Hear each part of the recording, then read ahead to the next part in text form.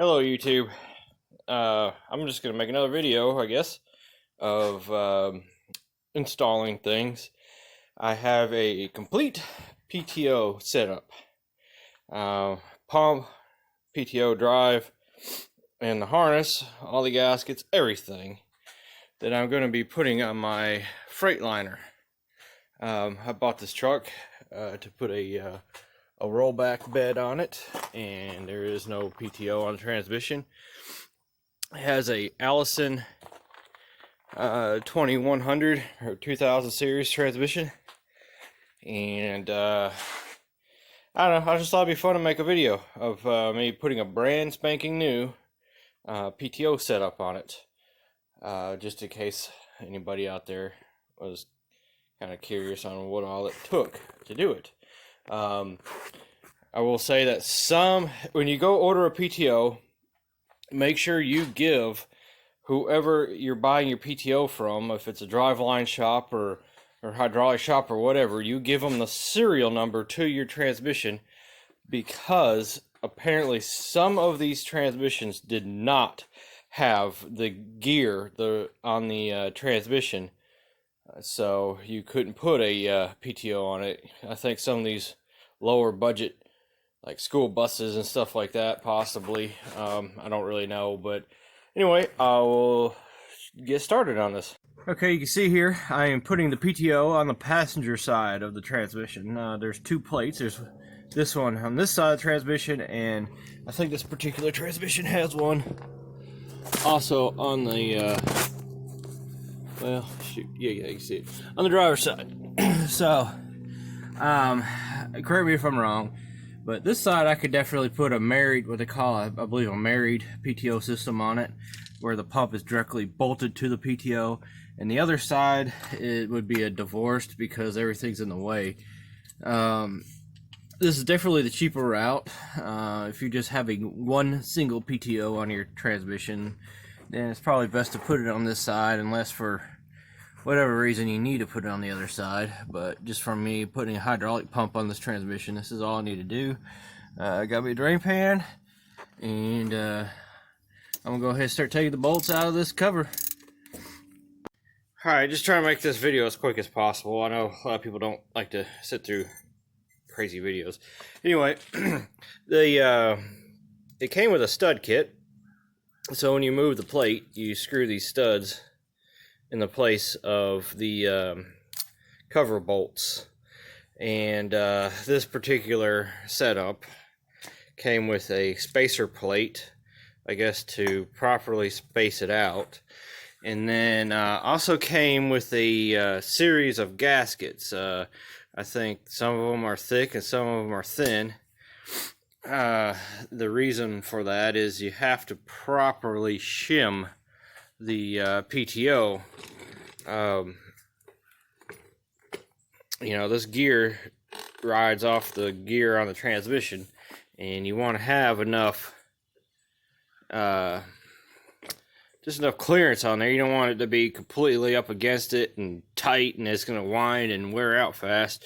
You know, you probably want it kind of slightly well, anyway, you kind of want to hear a little click, click, click, click, click a little bit, you know. It's probably about all you really need to do. Anyway, I'm going to start with, maybe a couple thick ones and see where it goes. I'm not going to film the whole process. It's not necessary, but I will show you what I've done in the end. Alright, now that I got all the studs put in, best thing to do is just take a nut and thread it on there, and, well, you get the drift. Just snug it all the way down with a ratchet. So what I'm going to do now is I'm putting one thick gasket on it first, and then I'm going to put the plate on it,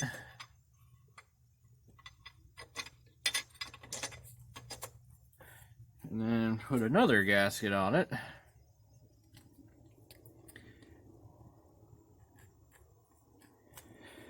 and Now I'm gonna go get the PTO, put some nuts on it, slug it down, kind of see where my clearance is, and I'll show you what you got to do. Okay, I'll go ahead and show you this now. This is the top of the PTO. You want to take the shifter. Shoot, I got this collar all messed up.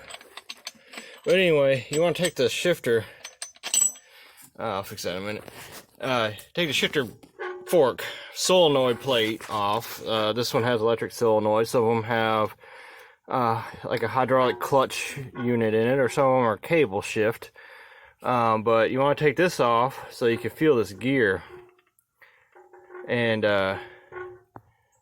you know, you want to make sure it has, you see, you can hear it kind of clicking like that. That's about how much clearance you want on that gear, maybe just a tick more. So yeah, you just don't want it to be all tight up against that gear.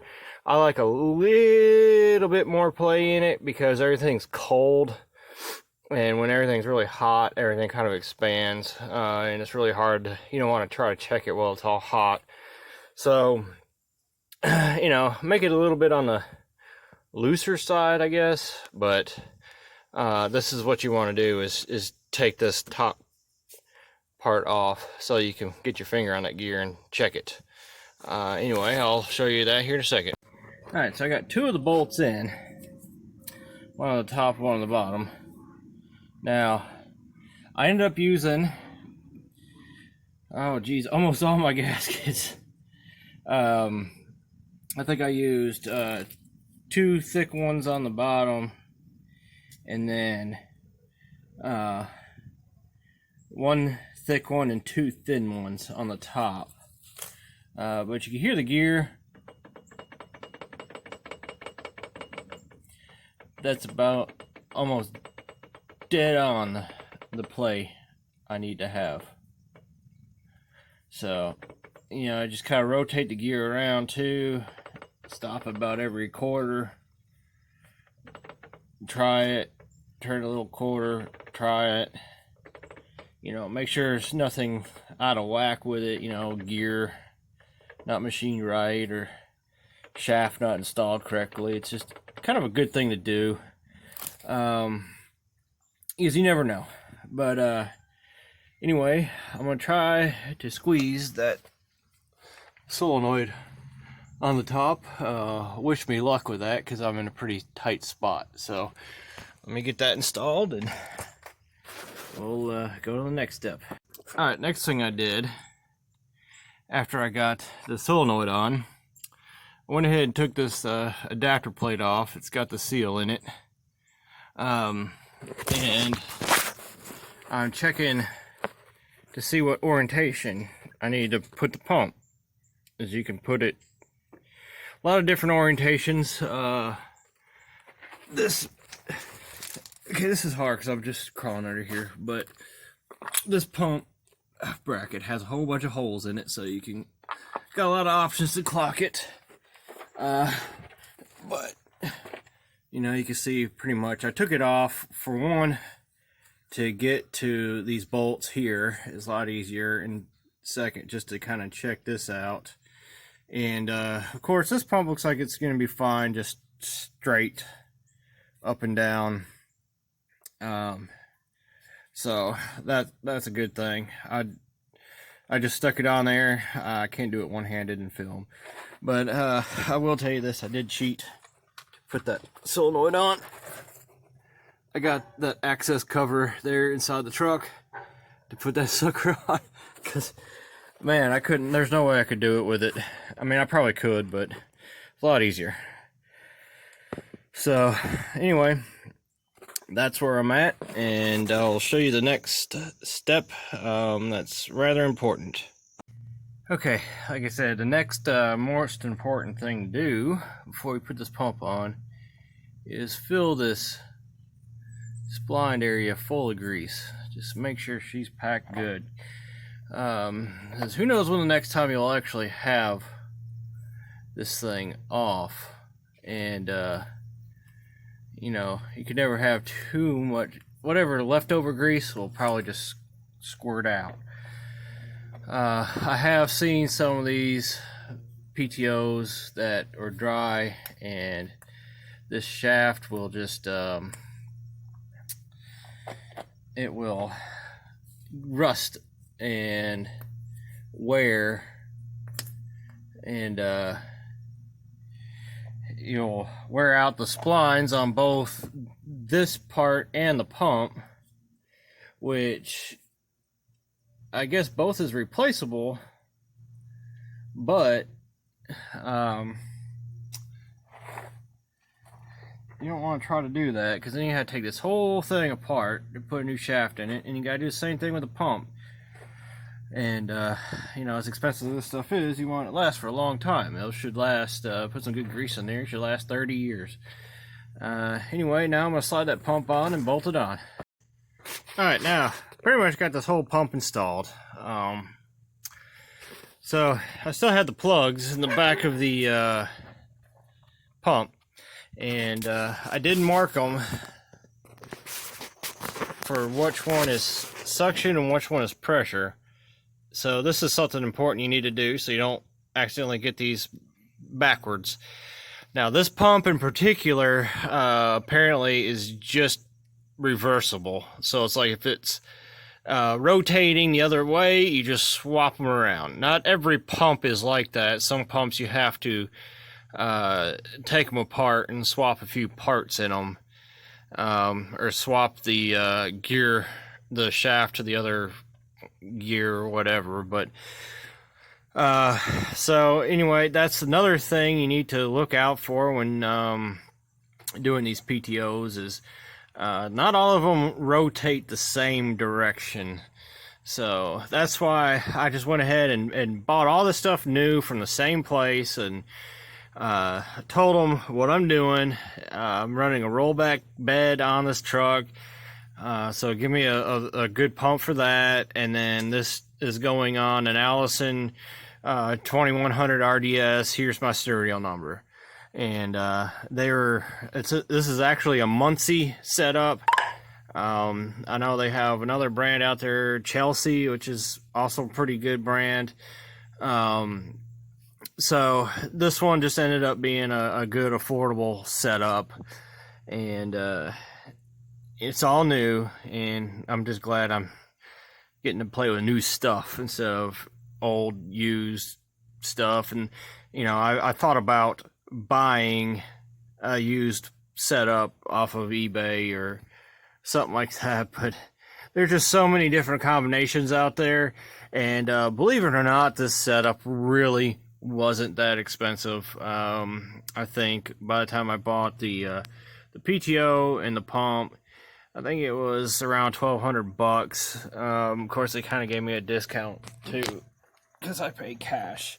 So anyway, I got that done.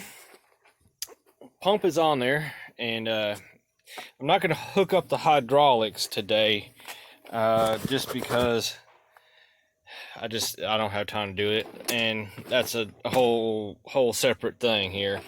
So what we're going to do now is do the wiring. This is the kit, and you know, it came with a relay, came with the this part goes in the cab, this goes to the main switch, and alright, here's where I'm going to leave you off with this PTO install. I got all the wiring hooked up. I shortened this harness a whole bunch. You can kind of see how much I've had to take out of it. That was, yeah, all this right here. But shorten it up. Got all this wiring loom zip tied up. Got the relay installed. Got it through the dash, through the firewall, up to the dash. Got the relay. Got this harness going back to the transmission. Got the harness hooked up on the solenoid. All zip tied up. Pretty simple install. Just had to hook the ground wires up there. And I modified, I haven't put it back together yet. I've modified the dash panel. Cut a hole for the switch got the light. Anyway, you can kind of see where I've cut this all up. Fuses are installed. Here's the harness that goes up to it, and he just had that one connector. So it's all pretty much together. I did try it. It does work. You could hear the solenoid going. Light is on. That means the PTO is working. The system is a little tricky. Sometimes it doesn't work. Sometimes you gotta put it in and out of drive a little bit, or reverse. But you know, I'd imagine if you're installing this PTO, you're pretty familiar on how you have to do it. You have to put it in drive or reverse, one of the two, to initially engage it. And then you can shift it in neutral. Alright, sorry for that last bit of video. My phone was getting full, so it wasn't gonna allow me to make any more video. Anyway, yeah, got it all installed. Got the dash put back together, floors put back together. You know, like I said, these things are a little tricky sometimes. But let's see. Anyway, I'm not going to turn it on with it running, because I don't have anything actually hooked up to it. Don't want to run that pump dry. But, you know, on this truck, once you engage that, and you need to run the rollback bed,